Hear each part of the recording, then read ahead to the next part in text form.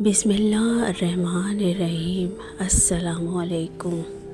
امام محمد باقر علیہ السلام نے فرمایا، ذی القعدہ کا چاند اللہ کے بندوں کے لیے خوشخبری لے کر ظاہر ہوتا ہے، کیونکہ ذی القعدہ کا چاند دولت اور برکت کا اعلان کرتا ہے۔ جیسے ہی آسمان پر اس مہینے کا چاند ظاہر ہوتا ہے تو فرشتے رزق کے اسباب لے کر زمین پر پھرتے رہتے ہیں اور ہر اس گھر کی طرف رجوع کرتے ہیں جو ذی القعدہ کا چاند دیکھ کر اللہ سے دعا مانگتا ہے۔ تو کسی نے غرض کیا کہ اے نواسۂ رسول، جب ذی القعدہ کا چاند دیکھیں تو ایسی کیا دعا پڑھیں کہ ہمیں ہماری دعاؤں کی قبولیت کی ضمانت مل جائے؟